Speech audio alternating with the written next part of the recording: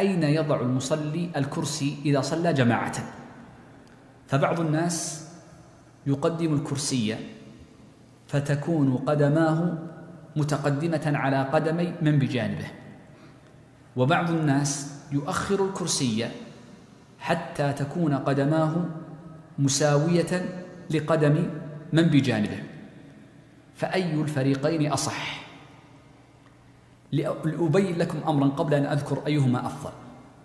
عندما نتكلم عن الأفضلية هنا، عندما نتكلم عن الحكم هنا، فإننا نتكلم عن الأفضلية، أيهما أفضل، وليس معنى ذلك أن أحدهما خطأ مبطل للصلاة، لأن مساواة الصف سنة، فالتقدم اليسير والتأخر اليسير لا يبطل الصلاة،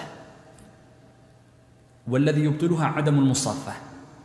إذن عندما نتكلم هل يقدم الكرسي أم يؤخره هو من باب الأفضل، وبناء على ذلك فلو كان فعلك الأفضل يؤذي غيرك، كما يفعل بعض الناس حينما تكون بعض المساجد الصفوف متوالية وقريبة من بعضها، فيؤخر الكرسي فيؤذي من خلفه في الصف الثاني، فنقول حينئذ تركك السنة أفضل لكي لا تؤذي المسلم، فإن من أسباب أفضلية ترك السنة إذا كان فيها إيذاء لمسلم. طيب، حيث لا يوجد عارض يمنع من ذلك كما هو الإيذاء كما ذكرت لكم أو ضيق المكان، فأيهما أفضل؟ نقول يختلف الحال. فإن كان المرء يصلي على الكرسي لكونه عاجزا عن القيام،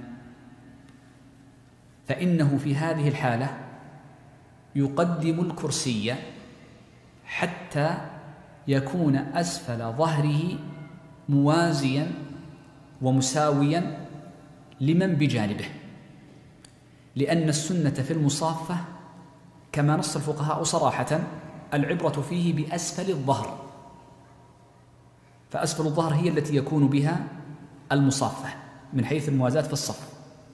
إذن فالذي يكون عاجزا عن القيام يقدم الكرسي قليلا حتى يكون ظهره مصافا من بجانبه، وحينئذ يكون قد حقق السنية في المصافة.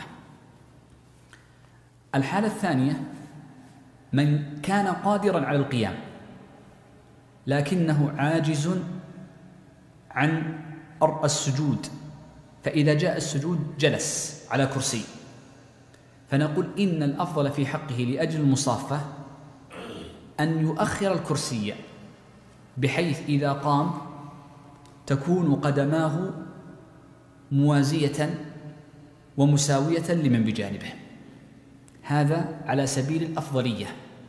وأما إذا ترتب عليها ضرر كما نبهتك قبل قليل، فإنه حينئذ ترك هذه الأفضلية أولى.